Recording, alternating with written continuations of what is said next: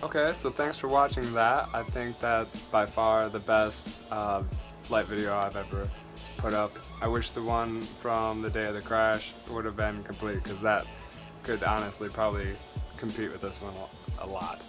But yeah, put the whole new thing together in like 7 stressful hours of anger, and then yeah, I'll have to show that off later. But thanks for watching, and we're gonna have a bunch more because I'm stoked about my new build.